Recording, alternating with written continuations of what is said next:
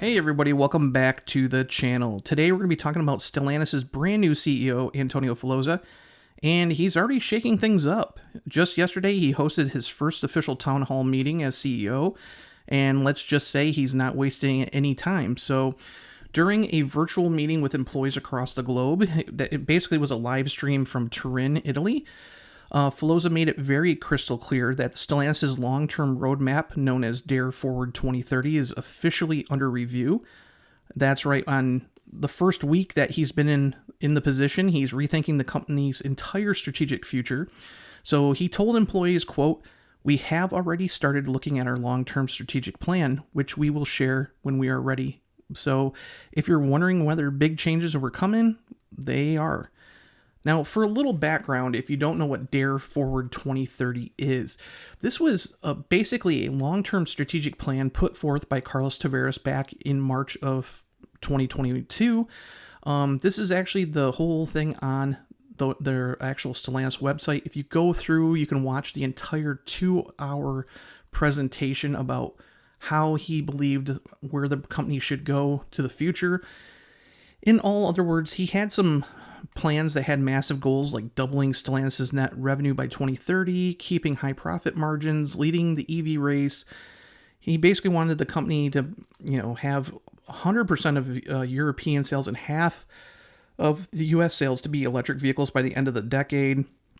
It also seemed like it was also basically aimed to make new global markets account for like over a quarter of the automaker's success. It sounded great, but there was a problem. It just wasn't working.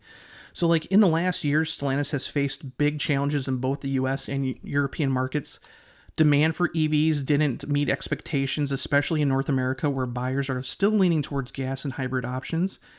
And then you add in dealer resistance, software delays, affordability concerns, and overall market uncertainty, and things start falling apart. So Stellantis even had to quietly walk back some of its early yearly targets.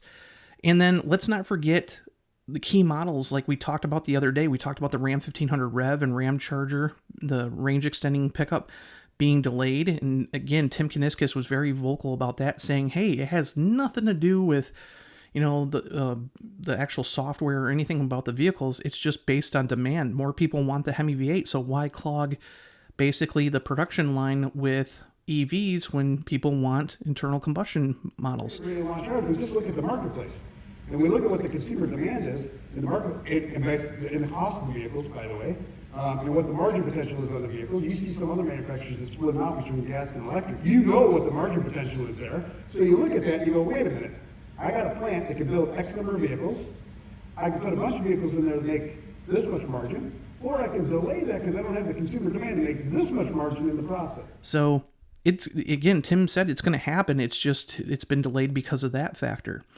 So it makes sense, if you look at the brands like Dodge and Jeep, they've been caught in this tough spot trying to push for electric performance without alienate core customers. And, it doesn't seem like it's working. So here comes Antonio Filosa, just a week into his new job position, and he's reevaluating their plan. So that's a big move. And it's just not talk, because Filosa's track record shows that he means business. He's been with the company for 25 years. He started as a paint shop quality supervisor in Spain. And then since then, he led operations. Basically, he was the head of the South American market, where he basically transformed that whole market. Fiat, that's their number one market, not Italy, is basically Brazil. They hold over 50% of the truck sales there, with a very successful trio of trucks. Basically, the Fiat Strada, which is one of the best-selling vehicles for Stellantis. You have the compact Fiat Toro, and then you have the mid-size Fiat Titano, which just came out. And then you look at the other brands. Jeep, their second biggest market is Brazil. Right now, they build 3 actual vehicles down there. They build the Renegade, they build the Compass, and they build the 7-passenger Jeep Commander, which has been super successful down there as well. And now they're looking at adding a 4th with the Jeep Avenger. So Jeep is huge in Brazil and South America. And then you look at the Ram brand. So Antonio basically, originally Ram was just down to a single model down there, the Ram 2500 Laramie. Since then, they had the Classic for a couple years. They had the Ram 1500 down there in Rebel form and Laramie. And now they just introduced the 2025 Ram 1500 Laramie down there in both Laramie and Night editions. And that's supposed to expand the lineup down there to a limited model and so forth. And then they have the Ram 2500, which is offered in a couple trims. They have the Ram 3500 down there in a couple trims. And the Ram 3500 is actually doing better than the 2500 is now. And then they introduced the Ram Rampage, which is a compact truck that's been super successful for the brand down there. The brand just keeps growing. And the very interesting part is when you look at the Ram brand, they're considered a premium brand on par with like Maserati down there. And they're doing super, super successful. So again, Antonio, that kind of success led to Antonio being basically tapped to lead the Jeep brand globally. He did that for a year and a half. And then in December, he was tapped to basically lead the whole North American market. So become the COO for North America. So basically he led everything for operations here. And he had a lot on his plate. He had to put out fires with the dealers because dealers basically were giving out unsatisfactory surveys, and they were just upset about what's happening with the direction of the company. On top of that, he basically had to deal with quality control concerns and all this other stuff.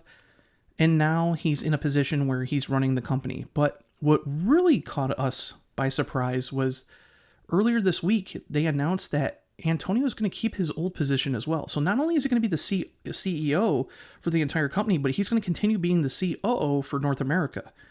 So that right there tells me that, hey, he's very passionate about the Chrysler, Dodge, Jeep, and Ram brands.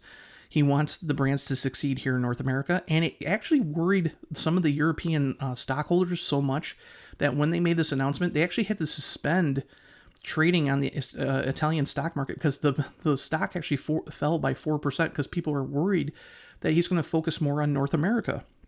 So, it's kind of crazy because I think it's the reset that we need. I really do. I think with his new course corrections and all that, I think Mopar fans will be very happy about this whole new reset. So, tell me what you think. Is Filosa the right guy to steer Stellantis into the future? And will this new leadership mean better support for Chrysler, Jeep, Dodge, and Ram, especially here in North America? So let me know what your thoughts are in the comments below. Don't forget to hit that like button, hit subscribe, smash the notification bell so you don't miss anything, and I'll see you in the next video. Bye.